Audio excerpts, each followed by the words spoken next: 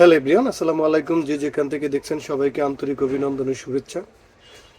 যদি আমার এই বয়সটা আজকে যারা রাষ্ট্র পরিচালনা করেন, যারা উপদেষ্টা আছেন, যদি আপনাদের পর্যন্ত যা পৌঁছায়, তাহলে একটু চিন্তা ভাবনা করে দেখেন যে আমি কথাটা কি বলছি। এবং যারা সমন্বয়ক আছেন তারা একটু ভাবনা চিন্তা করে দেখবেন।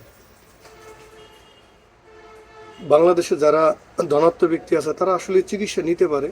চিকিৎসা নেওয়া তাদের পক্ষে কোনো ব্যাপার না। তারা বাংলাদেশের চিকিৎসা না নিলেও বাইরের রাষ্ট্রে বা বিভিন্ন দেশ থেকে যে চিকিৎসা নিচ্ছে। আপনারা দেখবেন ঢাকায় বিভিন্ন মেডিকেল কলেজ হসপিটালগুলোতে সাধারণ গরিব মানুষ কিভাবে আপনার ভিড় করে।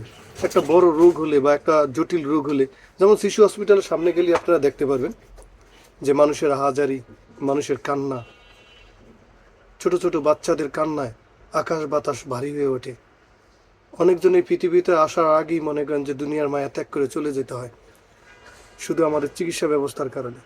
তো আমি বলবো, আপনারা অনেক পণ্যের উপর দেখলাম যে আপনারা নাকি বাড়াবেন।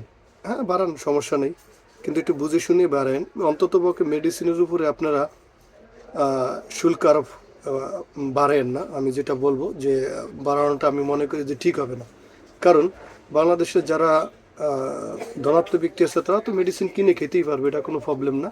কিন্তু যারা মধ্য শ্রেণী এবং মনে করেন নিম্ন শ্রেণীর মানুষ, তারা আসলে মেডিসিন কেনার মতো অ্যাবিলিটি অনেক ফ্যামিলির অটোমেটিকলি হাসিনা সরকার আমলে হারিয়ে ফেলছে।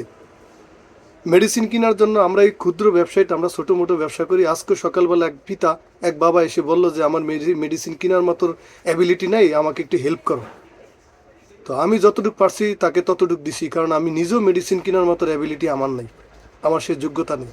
তো সামরিকভাবে আমি আপনাদেরকে বলবো যে অন্ততপক্ষে মেডিসিনের উপরে আপনারা এটা আরোপ করবেন না, বাড়াবেন না।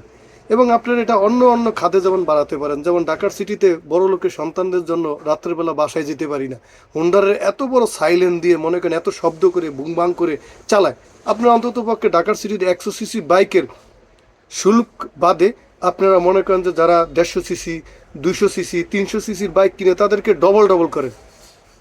হ্যাঁ, মাদকে ডবল করেন। এগুলো করতে পারেন আপনারা। অন্ততপক্ষে নিত্য প্রয়োজনীয় জিনিস এবং মনে করেন ওষুধের দিকে আপনারা এটার উপর অন্ততপক্ষে একটু খেয়াল রাখেন, আমি যেটা মনে করি। আর নইলে দেশের জনগণ মনে করেন যে কি বলবো, তাহলে কিন্তু একটা একটা একটা মনে করেন একটা মেসেজ অন্ততপক্ষে আপনাদেরকে দিবে, সেটার জন্য আপনারা প্রস্তুত থাকেন। আর ডক্টর রিনুজ যদি আমার এই কথাটা যদি শোনেন, অন্ততপক্ষে একটু ভাবনা চিন্তা করে মেডিসিনের উপর আপনারা, শুনছি নাকি অটোমেটিকলি আপনারা মেডিসিনের উপরে বাড়ানোর চিন্তা ভাবনা করতেছেন। আসলে এটা করেন না। এটা করলে যারা মধ্য শ্রেণী আছেন, যারা মধ্য শ্রেণীর লোক আছে, যারা নিম্ন শ্রেণীর লোক আছে, তাদের উপর অনেক একটা প্রেশার পড়ে যাবে। আর মধ্য শ্রেণীর লোকজনেরই আমি এখন বর্তমানে দেখি যে রোগ শোক বেশি।